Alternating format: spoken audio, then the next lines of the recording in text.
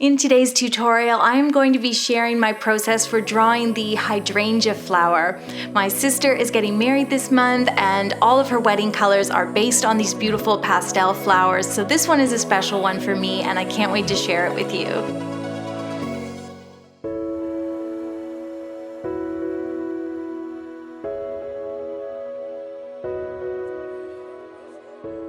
Hi guys, welcome back. My name is Shayda Campbell and today we are just going to jump right in and start drawing.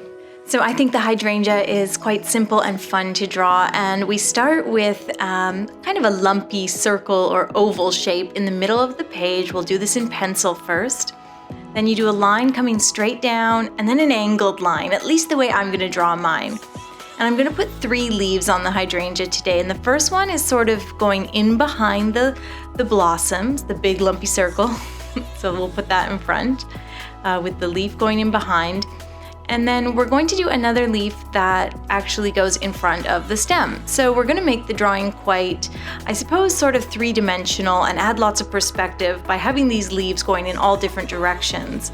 And then we'll do one leaf that's just going off to the side. That's a boring leaf. So we've got the circle, the stem going down, and then on an angle, the leaf in behind, the leaf in front of the stem, and then one leaf off to the side.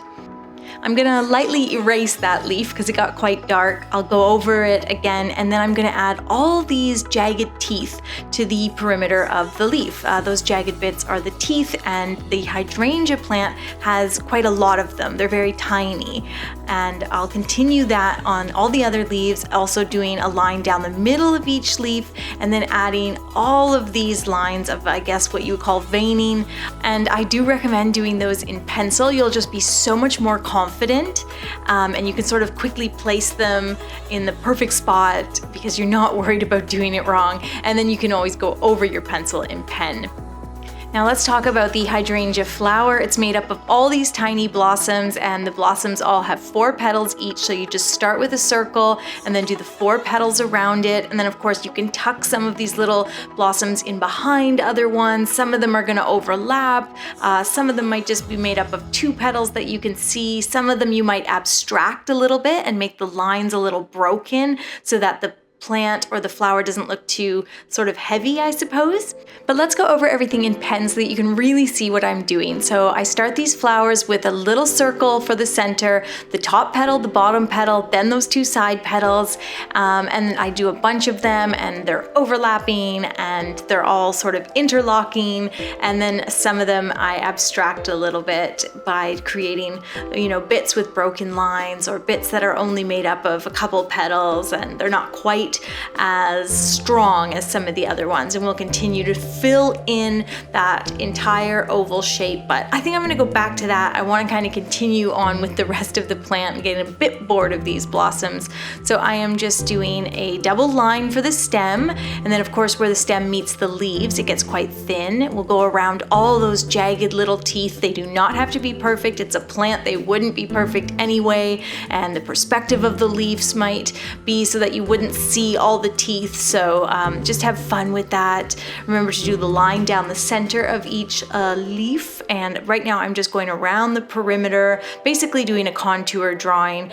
I'll quickly pull the pen towards my body or move it away from me quickly to get all these small veining lines on the leaves. Some of them I messed up, but it doesn't matter. It's really not a big deal.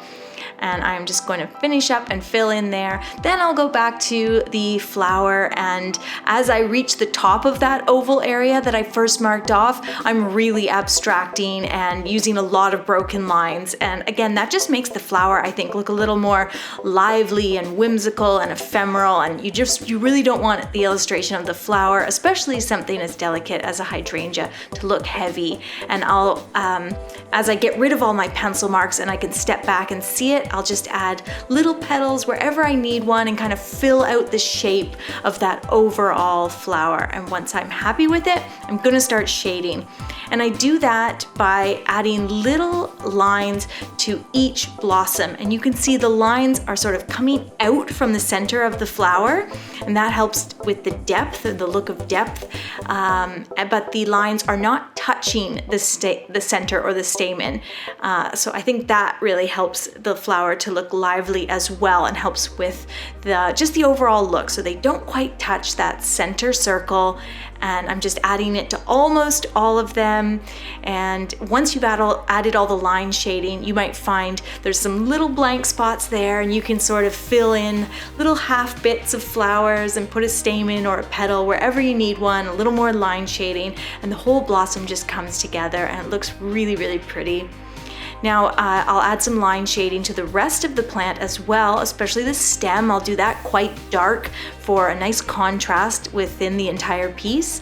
And then the leaves, I'm going to do lots and lots of line shading to really bring them to life.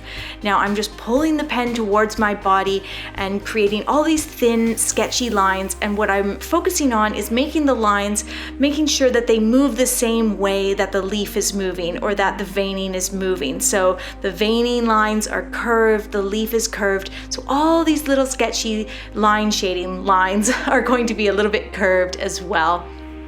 And making one side of each leaf a little darker than the other. So naturally the top one, the darker side, is the one that's in the shadow of that large heavy blossom. And then the lower ones, I'm saying that the light is coming from the right hand side. It's up to me as the artist where the light comes from. So the left hand side of each leaf will just be slightly darker, just to give the look of a little bit of light hitting the flower. And anytime you'd rather pull the pen towards your body, feel free to move the whole page to make it easier for you, the artist, to do those lines. And I always find pulling the pen towards me is easier to get it straight and get it right. So yeah, that's it. It's all done. As I said, this one comes together quite simply, and it is so much fun to draw. So thank you very much for joining me. I hope you learned something today. Make sure to hit the subscribe button for more tutorials like this one, and I will see you soon.